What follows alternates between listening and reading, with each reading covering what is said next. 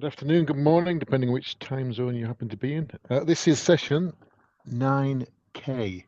No, it's not, it's 9J, apologies, which is the What's New in OMEGAMON to support integration with hybrid cloud operations and zOS. There is a session a bit later on, I think today, isn't it, which is a 9K one. We've got a couple of presenters from IBM and Rocket. We're going to be presenting some material, some content. There's a bit of meeting etiquette. So the event is being recorded just for your awareness.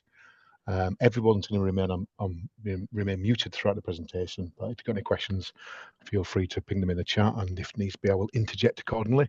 Otherwise, I shall hand over to Ash and Steve to talk us through the content. Thank you very much. Excellent. Hello. I will kick off the presentation. Can you still see the GSC logo screen? I'm just to make sure I am sharing. Yep, I can see it. Yep, it's perfect. Yep, at the moment. Yep. Right. Great. So let's kick this off. So, oops. Okay, so here's me smiling a while ago. So my name's Ash Mahay. I'm a senior product manager at IBM in the zAIOps team. The session today is what's new in OMEGAMON to support integration with hybrid cloud operations and monitoring zOS workloads. Big mouthful there, but you'll see why we had this title. We will probably change it next time, make it a bit shorter. But for now, this is where we are. So the session is 9J. That's 9 Juliet. And there's the barcode, QR code, if you like to scan and enter the survey results at the end. Joining me today is Steve Solomon. He's a product manager director at Rocket Software. They develop all of our OMEGAMON products, and we have a close relationship with the dev team, and they're doing a fantastic job. And you'll see in the session today what's been delivered in the last 12 months, but more specifically in the last 2 quarters. And Steve will be co-presenting with me towards the end. We'll talk about OMEGAMON DB2 and other integrations and OMEGAMON AI. So actually, let me continue. So the disclaimers, this is an IBM standard disclaimer. I would ask that, do not make purchasing decisions on anything I share that is not announced today, but I probably won't share anything that's unannounced because we'll need an NDA for that. But just a quick notice and disclaimers. For the agenda, I'll do a brief zAIOps overview. You probably have seen that slide somewhere before. If you're on previous sessions with Wolfgang, for example, you would definitely have seen that slide, I believe. But what I like to do is concentrate primarily on the key features and functions we delivered. So configuration manager, we got the OMEGAMON base enhancements. There's quite a few there. TEPS container, and this is feedback from clients, and so you may be happy to see that we have a containerized TEPS option. zOS and Z16 enhancement. Z16 has been around for over 12 months now, in fact, probably longer than that. And zOS 3.1 is out now. So we provided some capabilities around that hardware and software operating system. Kix enhancements, and when I say Kix enhancements, not the Kix transaction server itself, but actually just prefix that with OMEGAMON. So OMEGAMON for Kix enhancements, and OMEGAMON for JVM enhancements, and OMEGAMON DB2 enhancements, key capabilities, and then we go into IBM Z OMEGAMON AI. If you've not heard of that before, it's something we did. It's a new version of agents we delivered in September of last year. There are 3 at the moment, and Steve's going to go into more detail on what that provides, what capabilities are available in OMEGAMON AI portfolio. Okay. So I'll go, like I said, I'll quickly go over the AIOps overview. I will not be able to see the questions. So Steve and Stephen, if you have any, if you see some that. Yep, I'll keep an eye out for Ash. Yep. Fantastic. Right. So I don't know if you've seen this. So primarily, this is our zAIOps framework that we work towards. So there are 3 main capabilities as shown here. You got detect, decide, and act. Monitoring predominantly sits with the detect and decide phases or capabilities, where you got monitoring, you want to detect the issues, identify any bottlenecks or any thresholds that are reaching maximum, so that you, for example, CPU is peaking at 60%, 70, 80, 90%, and you'll soon hit the maximum. You want to be alerted on those. And then obviously you want to be able to drill down into those domains, or albeit zOS or actual subsystems itself, or even the applications. OMEGAMON gives you that capability of going deeper into the subsystems to do root cause analysis, hence the deep domain metrics and application tracing. And then through alerting, you have the option to enable remediation. It could be through just simply stop and starting a task, or kicking off a system automation to stop and start a task, or even kill a task. In Kicks, for example, you may want to kill a task that's using too much CPU, or is running for a longer period than expected. You have those options within the monitoring tools, and in fact our zAI portfolio, to give you that end-to-end, both from identification to remediation, and integrating in an integrated way. There are multiple products in our AI portfolio, AI apps portfolio. You've got hybrid cloud observability, when you're going from mainframe, monitoring from mobile to mainframe and back, following a transaction end to end, and then identifying the components within the transaction that may be slowing down the response times or have any issues. Anomaly detection, because proactive monitoring is key now going forward, where you apply AI in order to predict, as we call it in the terminology in a slide later on, predict if that transaction or the performance of an application is outside the normal baselines, and help identify the root cause of that before it actually starts to cause a real business impact.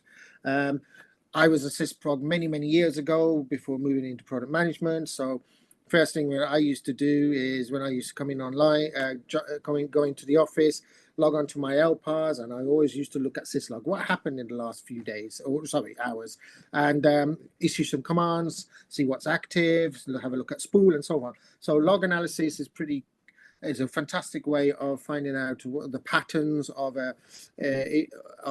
messages, or even actual application traces and so on, where you can see if things are running as normal. You'll see later on that syslog or STSF integration is something that I really found powerful, and I would use day to day. Performance and capacity. Everyone monitors the overall performance and capacity of the box, the mainframe. There's a finite resource, and so you want to optimize that. So performance and capacity is key to help you identify any workloads that can be moved around. It could be batch, or it could be that if you add new workloads, is your box going to cope with the additional workloads, and it will impact performance, etc. Alerting, so we're going down to the act phase. Alerting can, like I said earlier, you can issue a command to system automation, just write a message to syslog, and automation can pick that up, and through policies can enable an action. One example that we used to have 20 odd years ago is that spools filling up, system automation would just clear the spool off, or trigger an action for system automation, sysprogs to come in and then do an offload of JES, and then resize the JES environment, and so on. It used to be great. I used to enjoy that. You could probably tell from me recalling back my history of working at sysprog land, I call it. I still think of it fondly. Storage, when you're running out of storage, you want to be able to expand the storage. So, this could be disk, DASD as we call it, or it could be just at the dataset level. You want to be able to ensure that your applications do not run out of storage. You don't want the E37s, the B37s out there, right? So let's try to avoid that with some proactive monitoring. And you got predictive workloads. You got like a workload scheduler. If you got batch, I know clients have thousands of batch jobs running in their production. What if you add another batch job or several other batch jobs? How does that impact your overall change window or batch window, and so on? So I'll move on to the next slide. So what I'm going to do for the next few agents is go over the additional additional features and functions that have been delivered through the recent maintenance that has come out in the last 12 to 6 months, or 6 to 12 months. I'm hoping as an OMEGAMON customer, you have seen this before or heard of IBM Z Monitoring Configuration Manager. If not, you're probably aware of PalmGen. PalmGen is the way that we used to configure our agents. It's still available today, but Configuration Manager has been around for over 2 years now. It's simplified. It's actually our way to we're going to look at replacing PalmGen with Configuration Manager entirely. Some customers still prefer PalmGen. They've got it embedded into their maintenance rollout process.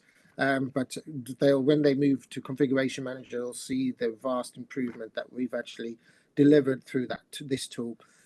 It provides you an alternate, like I said, to PalmGen. You don't have to go into the ISPF panels, ticking a box for many customers. Simple batch job. It's just a single batch job that you use and update to take certain steps. Within 4 steps, 4 jobs, you can actually get your runtime environment ready to deploy onto your target LPARs. It's that simple. I'm not going to go into much detail because my friend Matthias Schaffler is actually going to present OMEGAMON implementing configuration using a configuration manager toolkit after this session. I think it's after there might be a 30-minute break, but at 5 o'clock UK time today, he will present this. So I recommend that you stay on and see what a configuration manager can do for you. Fantastic, powerful tool. Clients are using it. Moved from PalmGen to Configuration Manager. PalmGen will take you days, if not weeks, to get the agents deployed. Customers are doing them within minutes to hours now. It's such a vast improvement. Return on investment and total cost of ownership, all of those lovely words.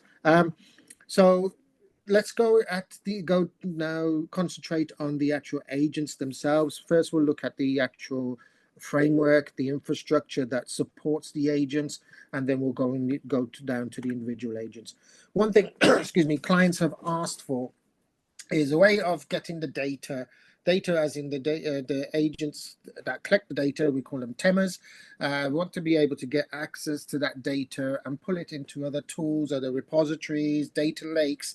And the only way you could have done that until a recent PTF was through the TEPS Curry REST API. You can pull the metrics and store them locally at other places. There is a SOAP interface, but it's not well documented. The customer, actually the SOAP which resides on the Thames, it's another option, but we don't document that one here.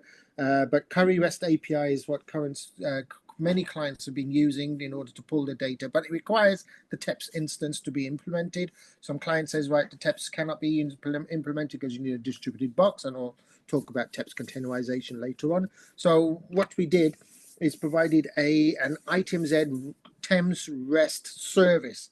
Now, as seen here on the screen, you can see that the TEPS is now no longer required. You just need the TEMS, is the Tivoli Enterprise Monitoring servers even, and we have a ITMZ REST service that's capable of collecting the metrics and making them available through a REST API, which is open standard.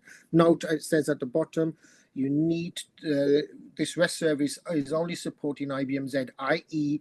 the TEMS and the RTEMSs have to be on zOS. We do not support the distributed version of the TEMS. So just bear that in mind.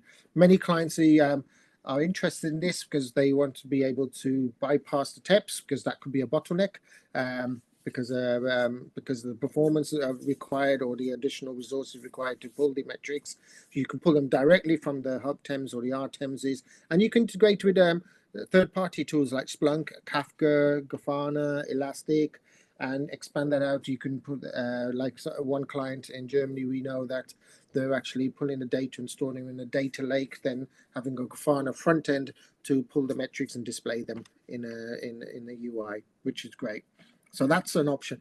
And a security APAR was delivered just in the last few weeks, and now I wanted to bring this up because it's the switches the default communication protocol from HTTP to HTTPS, and this is specifically for SOAP, REST API, TA command, and the RAS console communication. This is so soon as this maintenance is applied, it automatically switched from HTTP to HTTPS. So if you're an existing client, this will impact you, because new clients, you might need to be aware of that. Please note, if you're an existing client and you have TEMS and the agents connected using IP pipe or IPS pipe, you're not impacted. This is just purely for the items in red listed above. So out of the box, HTTPS is enabled by default. If you want to learn how you can disable that, so you're not impacted, because one thing you have to do is enable ATTLS in order to have the get the communication working again. You may want to switch it off and buy some time to enable ATTLS configuration before you enable HTTPS. There's too many S's. So again, please do join Matthias after this presentation. He not just talks about a configuration manager, but he also talks about how you can disable this HTTPS default, because it requires a configuration, and configuration manager option is available for that. Okay.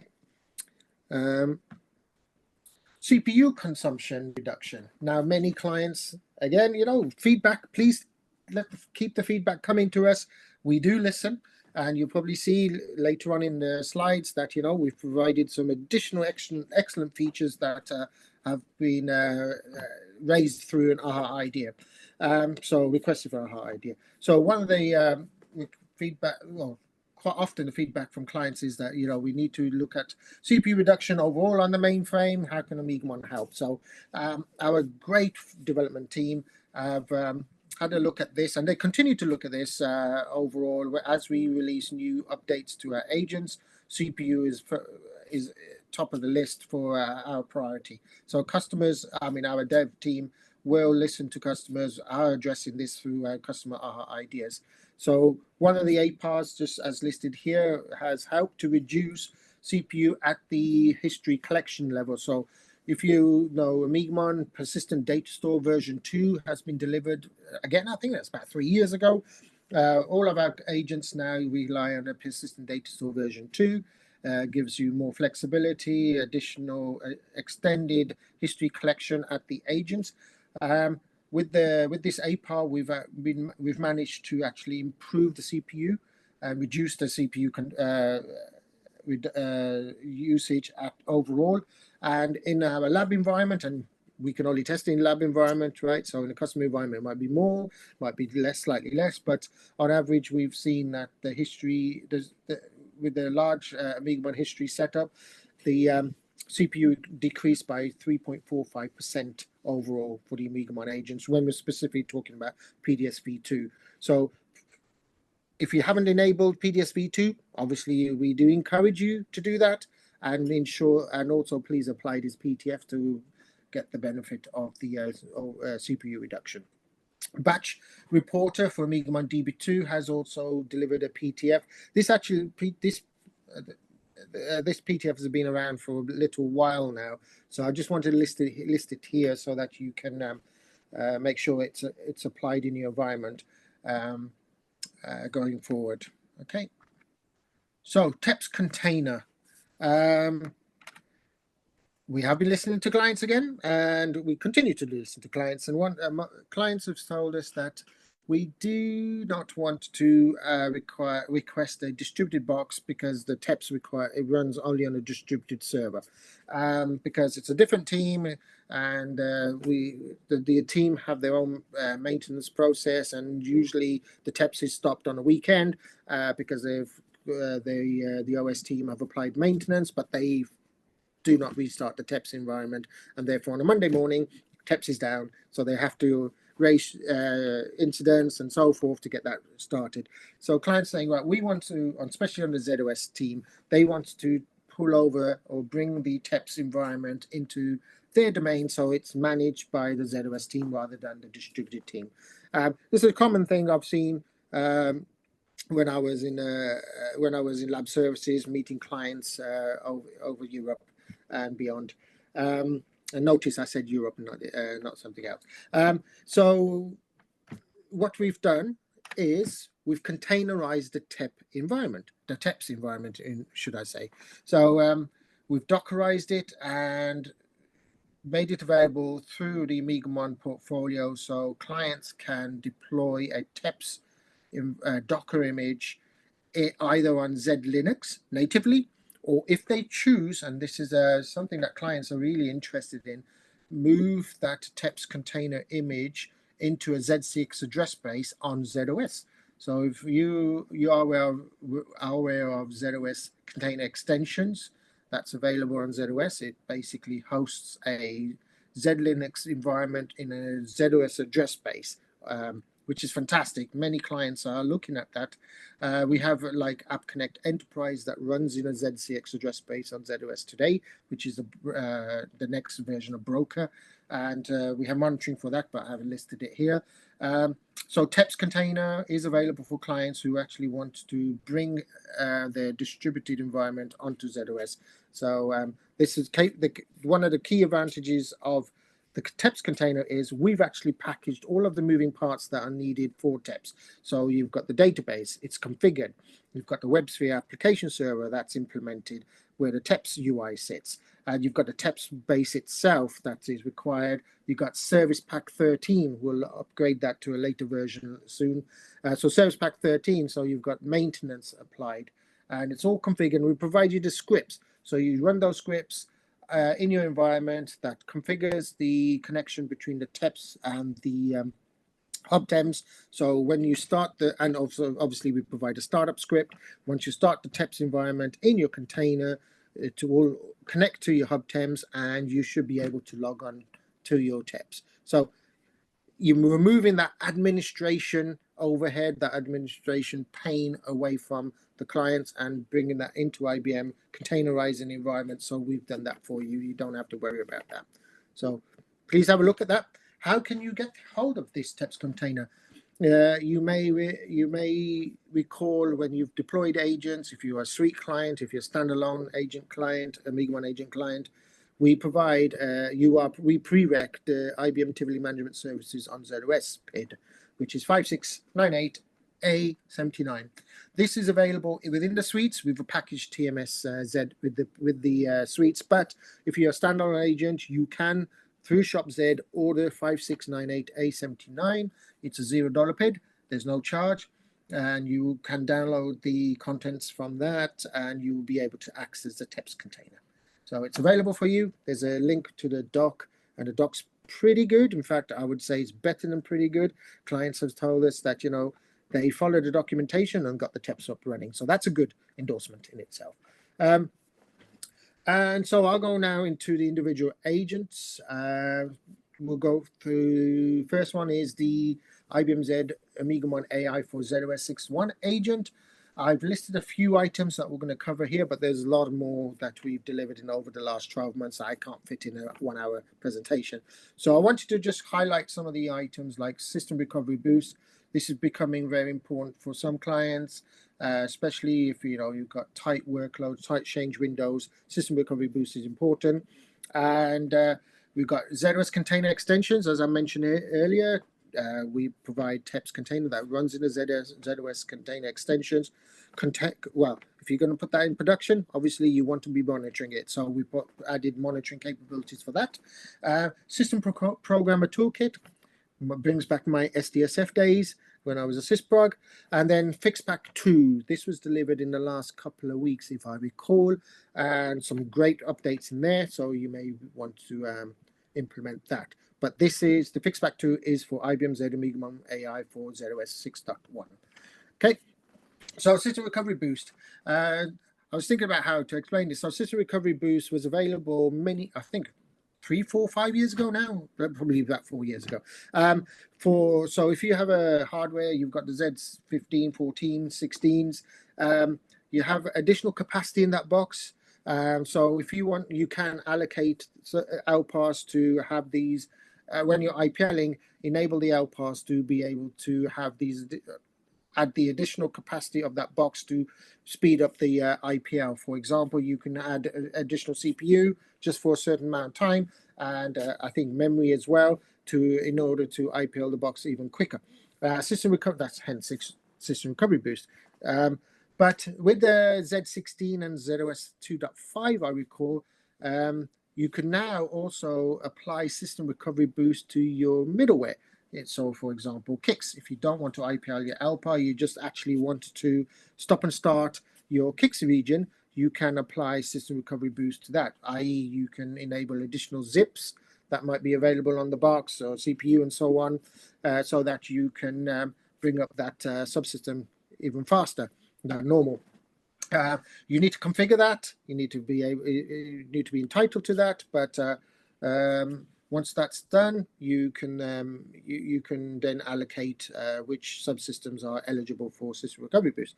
So what we've done is that in the OMEGAMON zOS agent is provided attributes, visualization of the system recovery boost usage. So in this case, is it enabled? Is zip boost enabled?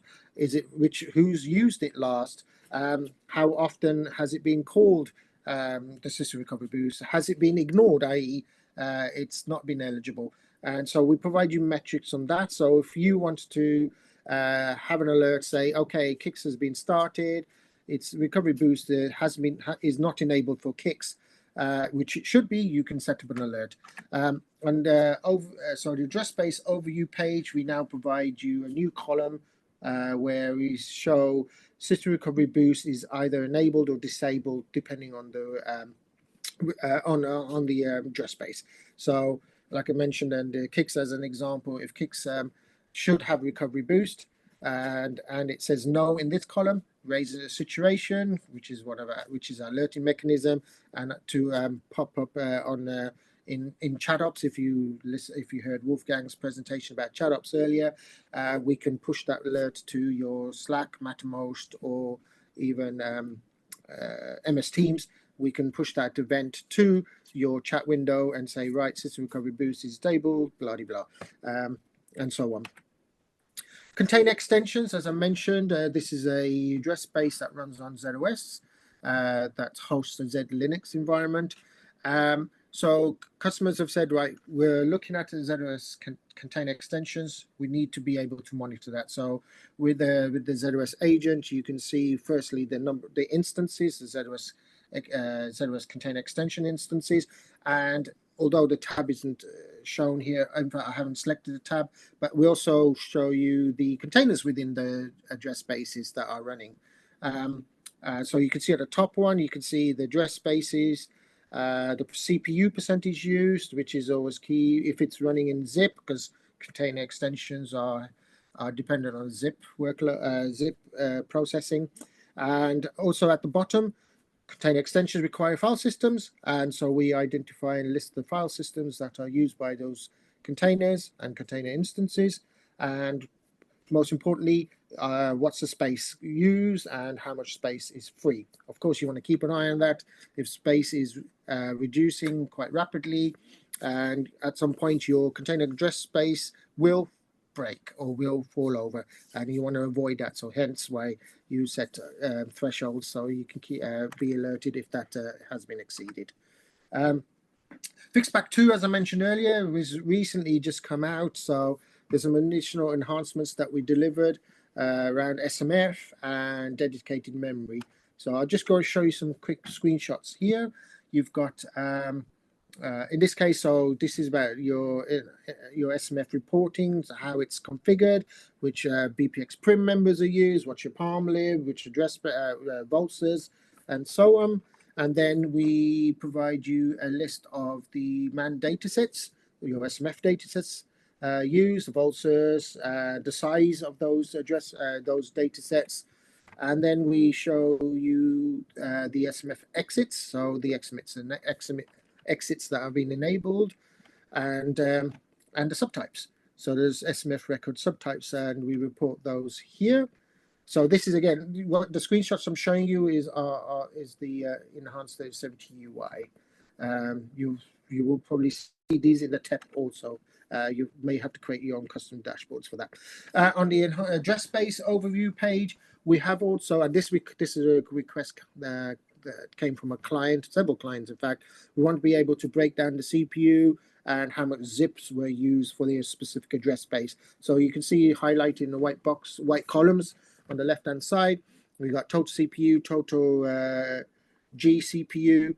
You got total zips and zip on CP. This is quite a powerful attribute. So it's saying that eligible workloads that for zip are actually running on your general processor.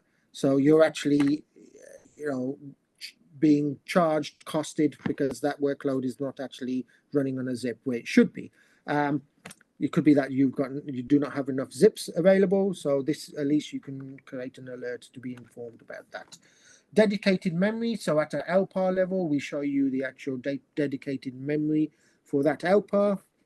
If you see it, and that's the new additional box to the bottom right of this workspace. This is available after FixPack 2. And if you want to look at the address space, if you want to look at the actual job dedicated memory consumption, so you can see in this example, we're looking at TCP/IP and address space dedicated memory. There's a new box there, and what's being used for that address space.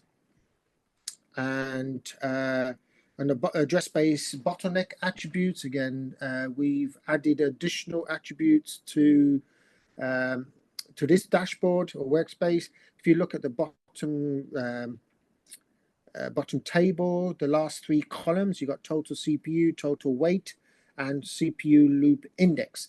I know I recently had a query from a client who was interested about jobs that are looping. So this is a very good attribute to monitor for CPU looping. And Kicks enhancements. And this is OMEGAMON for Kicks. Similarly, I'm just going to talk about a few of the items, but there are many over the last 12 months. So this is for IBM Z OMEGAMON for Kicks 5.6, which is the latest current version of our product. FixPack 3 was released again, I think it was last quarter, so I've got some updates on that. Firstly, I should actually start going back to the screen. Exploitation and support for IBM Kicks transaction server for zOS 6.2. We aim and try to always provide currency support at day one. When Kicks TS6.1 came out, we released OMEGAMON for Kicks 5.6 at the same time to provide not just currency support, but also exploitation. So program tracking was one of the things we provided with 5.6, and other features that I haven't listed here, but also that were part of the 5.6 package.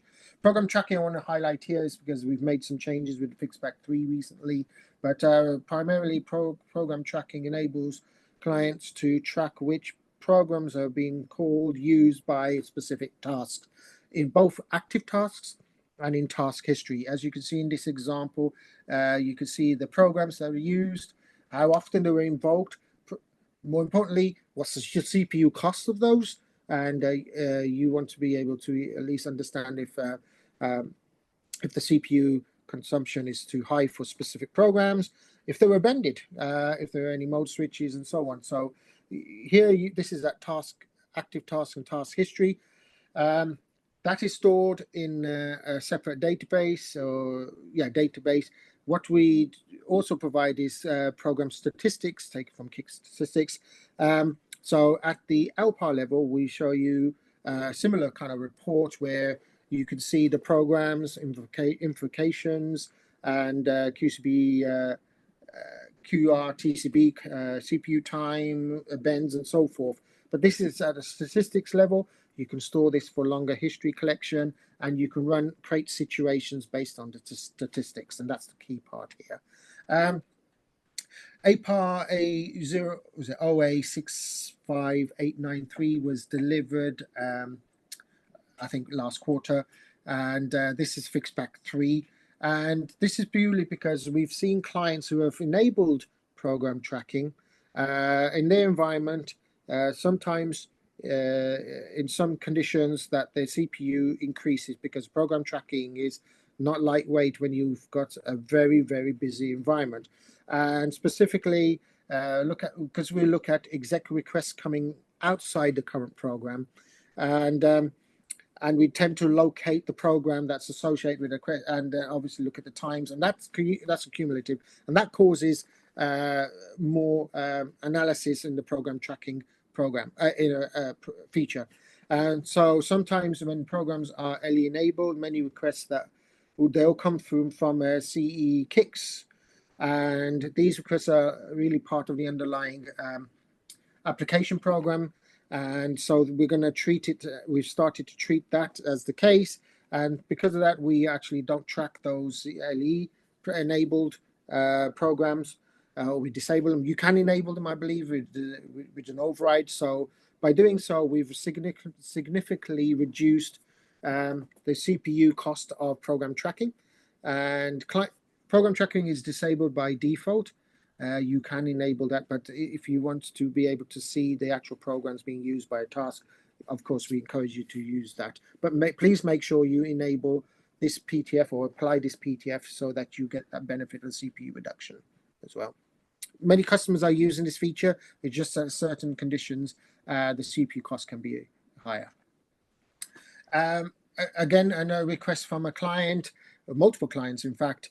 They like to see transaction rates go down to TPS, or transactions per second.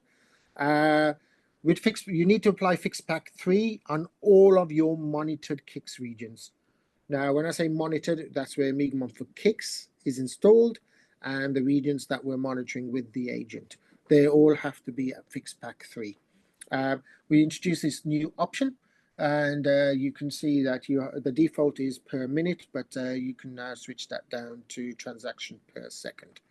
As a screenshot example, at the top you can see that's transactions per minute, and switching to transaction per second. Similar report, but you can see you're going down to 3 decimal places there. zOS Connect outbound API monitoring. I'm sure a few of you have enabled zOS Connect in your environment. This is API enabling your subsystems, your systems of record, so that external applications can request services from your subsystems on the mainframe through a REST API. The zOS Connect subsystem provides you that API capability. Now, what we provided a couple of years ago when zOS Connect API came out is the capability of monitoring both inbound and outbound API requests through OMEGAMON for JVM, and I'll talk about that later on. However, clients are also now experimenting, in fact, not experimenting, placing API requests from the subsystem out. Rather than coming into the mainframe, it's actually API requests going from the KICS application, in this example, out through zOS Connect to an external service provider.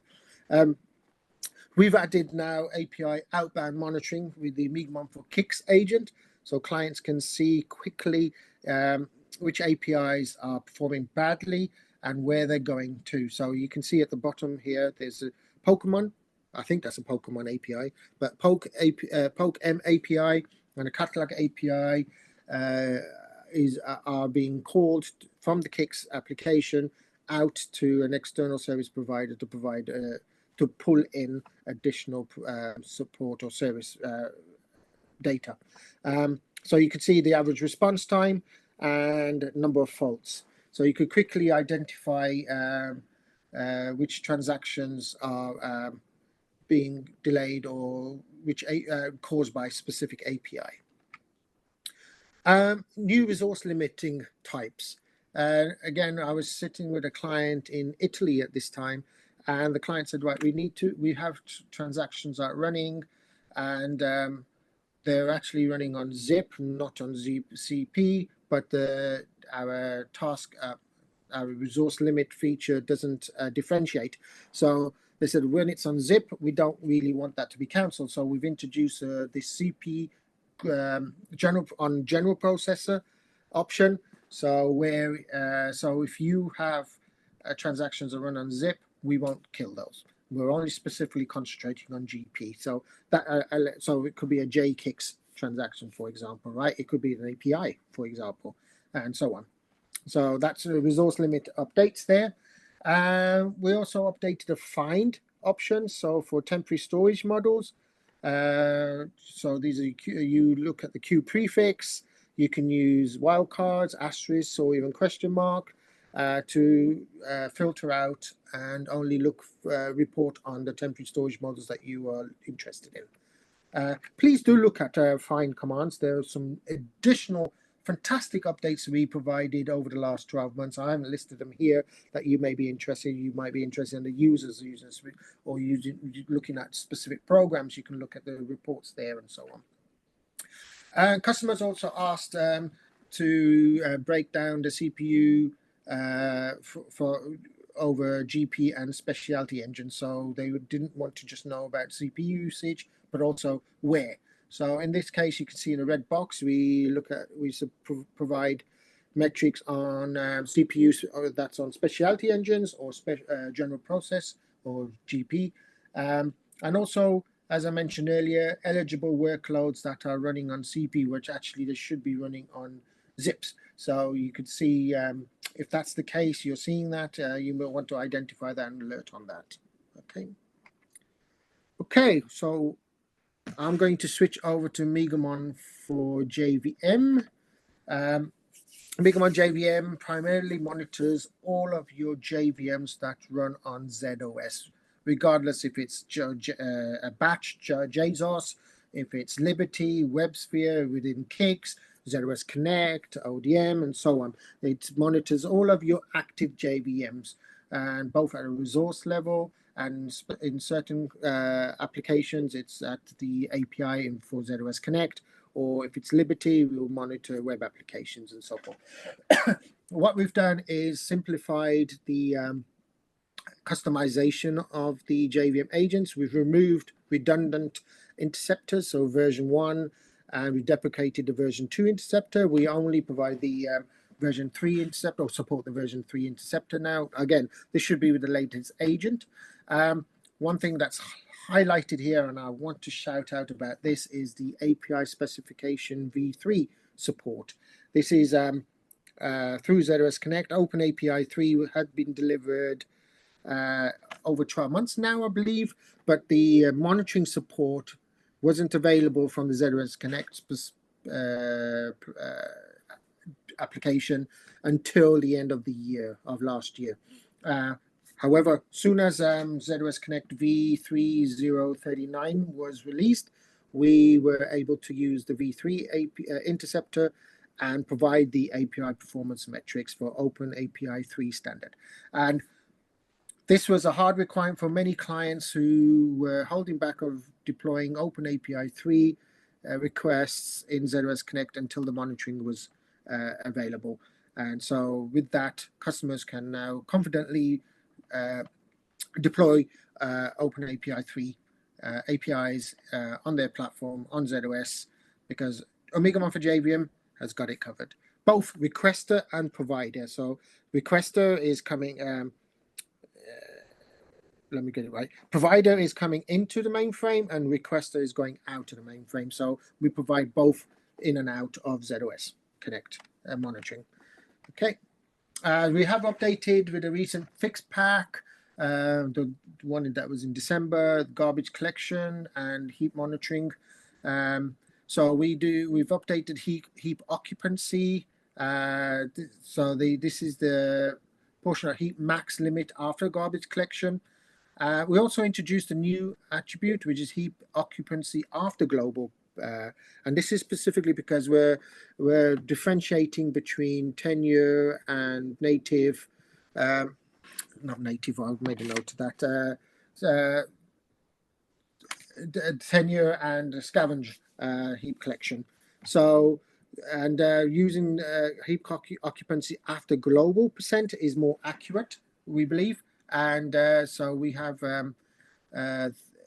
situations around that. You can enable situations around that. So after garbage collection, if your heap is actually still growing, you're probably having a memory leak somewhere, and at some point you will have an out of memory error condition. So this is a very key attribute to keep an eye on when you're monitoring your JVM heap. Maximum heap limit. So we actually show you what the configuration of your heap max is. And we also change the attribute name from heap size to committed heap size. This is your actual heap in between what the allocations are. And also we now provide you the CPU time for garbage collection. And so in this screenshot here, you can see that the occupancy after global garbage collection is available, and we give you the max and min heap used at the time. zOS Connect, so as I mentioned earlier, zOS Connect Open API specification v3 API support is available. The look and feel is the same, Open API v2. If you have that still, you will we will monitor that. Not a problem. We're using the latest API interceptor. But if you're moving to API 3, Open API 3, we do provide that support as well. You can, in this example, you can see that we provide the API name, which methods were called, how often the APIs were requested, and error count. So if there's an error, of course, we identify that, and you may want to raise a situation, create a situation to monitor that and be alerted if there are multiple errors for a specific API recall. Or if it's timed out. If it's timed out, it could be that the service that it's requesting is not started, or it's broken, or it's broken is a bad word. It's stopped, or something's there's a bottleneck there or something like that. So you want to get the SMEs involved. And response times. So we give you average response time of the overall API request, but we also then break that down. So how much time was spent on zOS Connect, the response time, min and max, and how much time you can work that out if it's the bottleneck is at a system of record, i.e. Kix, IMS, DB2, and so on, or if it's with zOS Connect itself. Okay, I'm going to now switch over to our friend Steve to continue with the DB2, OMEGAMON DB2 enhancements, and then go into OMEGAMON AI. Okay. And if you thought everything that Ash just covered was amazing, just wait, there's more. Next slide, please. I'm assuming you're still driving, Ash? I'll drive. Okay, so we could do another 30 minutes just on OMEGAMON for DB2. There's been an amazing amount of changes that have happened, but if you would like to know about that and have maybe your DBAs involved, let us know. We're happy to do a custom presentation. But we really, really want to make sure that everybody's upgrading to the current level in support of DB2.13. So our OMEGAMON for DB2 version 5.5 supports that. As a matter of fact, I think have gone through toleration and exploitation of function level 504. So we're very current with it, and there's a tremendous amount of new things that are happening. There's a lot of new insight. There's a lot of new monitoring. There's an integration where we can show your CICS transactions when they're connecting into DB2 and where the CPU is being consumed. The simplified configuration that comes by using Configuration Manager, just tremendous value. But also, we want to make sure that you're not on the older versions that are going into support. And to let you know that in addition to keeping up with DB2, we've also delivered 9 customer ideas in the last 9 months. So we continue to focus on that. We appreciate your ideas in the IBM Ideas portal. We call them AHA ideas, but if you have some good ideas for us, let us know. But there's lots of good things in DB2 also. We'd take another hour, I'm sure, just to go into that. So we're going to move on, and we're going to talk about connectivity. So Ash, if you next slide, continue on. We're going to talk about OMEGAMON Data Provider. So for a lot of customers, OMEGAMON Data Provider comes with your OMEGAMON license. Let us know if you have questions on that. But OMEGAMON Data Provider is the technology that can collect all those 18,000 metrics that OMEGAMON collects and push them out to either the Z-Linux side for reporting or to distributed systems for reporting. So we've unlocked all of this metrics data, and you can use it wherever you want. Just to let you know, we call it ODP for short, OMEGAMON Data Provider, but it is the technology that you can use to figure out what data you want transmitted out and to what platforms. Next slide, please. So when I talk about whatever you want, We do provide samples of elastic dashboards. We are doing some work with Grafana that we find interesting. If you're working on either one of those, we would love to work with you on it. But maybe your company uses a heavy-duty Splunk user. You can build your own dashboards. So we have all of the technology to get the data there to help you out, build it, and put it wherever you are using it today. We've seen a lot of corporate is maybe Splunk or Datadog or Dynatrace, but we see a lot of systems programmers using Grafana to build their own dashboards. As it's open source, you can pull it down, you can deploy it, build it, the dashboards that you want to see. Next slide, please. We have a customer that has been very innovative, Bank Data, and they've been using ODP to build their own dashboards, and it's a great case study on what you can do.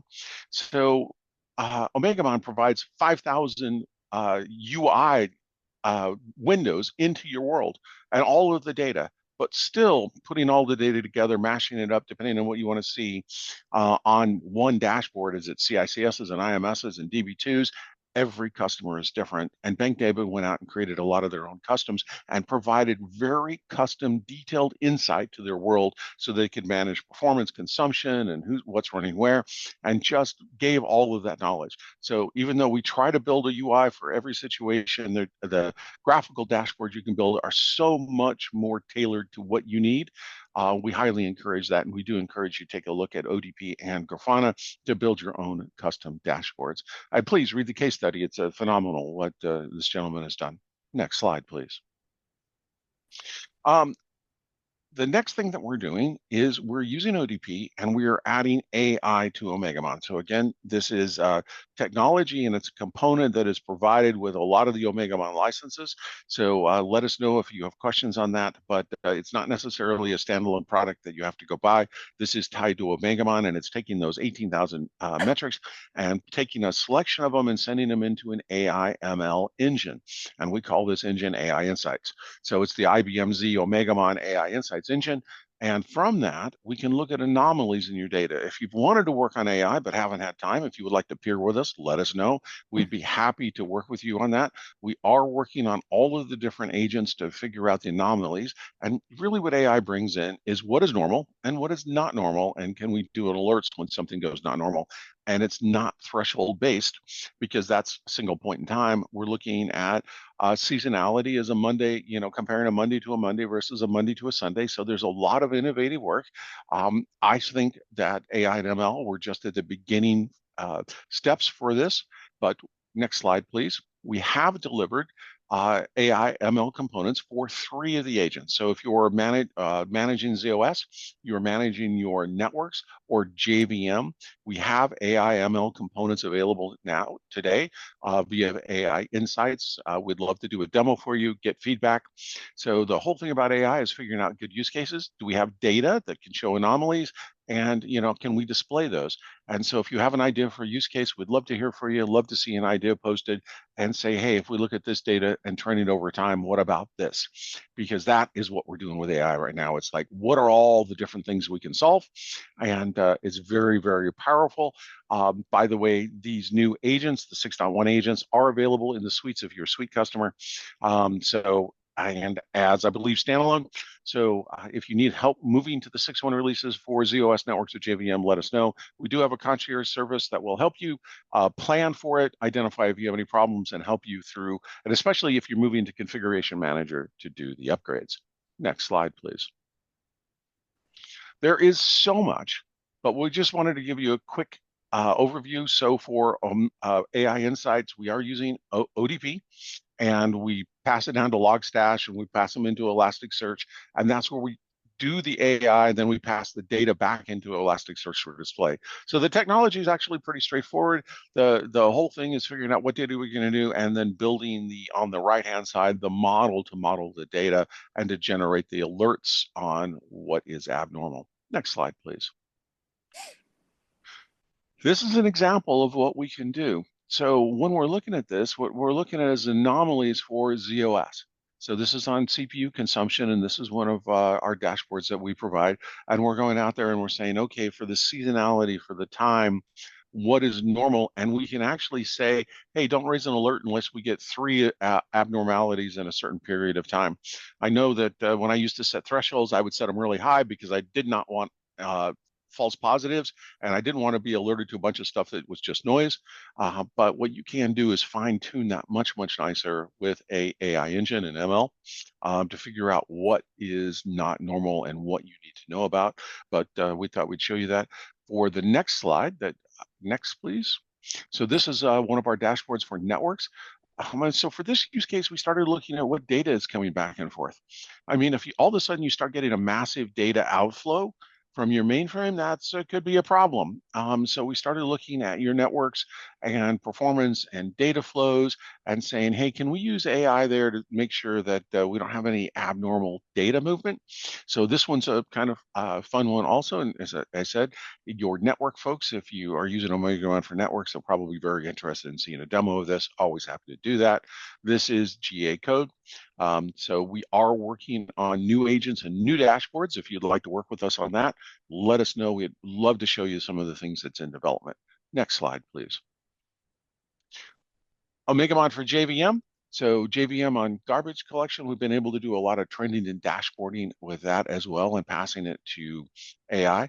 So remember that you could do your own dashboards on Elastic just using the OMEGAMON data, or we can visualize what we've run through the ML engine to look for trending of anomalies. So we think this is great for both ways, where you can do your own dashboards, you can set your own thresholds, and then we can leverage the power of machine learning to generate even more powerful dashboards. So this one is for JVM. Next slide, please. And we can help you on the journey. So Ash has told you that we've had a lot of customer engagements and requests. Really been working on that. We have a handbook for your success. We'd love to collaborate with you guys. If you want a custom briefing, if you have a team that's struggling, let us know. We're happy to do that. We do have a community, the AI Apps community. So every time we make a change, we go out and we publish blogs on it and say, hey, this is now available. This is how you'll keep track of it. We do have all of the blogs that we're doing. In addition, we have a LinkedIn group. So for notifications of events, we have an OMEGAMON Summit coming up. All of those kind of things, you can also join our LinkedIn group and stay part of the community, because really the volume of change that's being put out quarterly is pretty amazing at the moment, and all of these new things can help you do your job better, faster, and more successful. Next slide, please. And I think I think you just about made it there, Steve. Well done. Ash didn't give you much. I noticed Ash didn't give you much time there. No, he did not. He did not. But we appreciate your feedback, and that's what we're going to ask for. So please let us know. There is so much more we wanted to share, but just did not have all of the time. So if you want more, comprehensive overview. That yes, very comprehensive. Yeah. That 9J is the session ID code. Yeah. So please do provide feedback, because Anna would like us to present again, I'm sure. Well, there's currently no questions in the chat, but it was a very comprehensive overview. But I've actually allowed people to unmute themselves. If anybody's got any final comments or questions, they can come off mute and say something. Otherwise, thank you very much for your time, and I look forward to speaking to you again in about half an hour when I've had a quick comfort break and a cup of coffee for 9K. For 9K, yes, please do join the session. That's next one, which in about half an hour. Yeah, configuration manager. Definitely a good one to join. Yes. Otherwise, thank you all. Thank you very much. Yeah, and make sure you complete the feedback. Much appreciated. Thank you. Lovely. Thank you very much. Cheers. Bye. Yeah. Take care, everybody. Yep. Bye. Bye.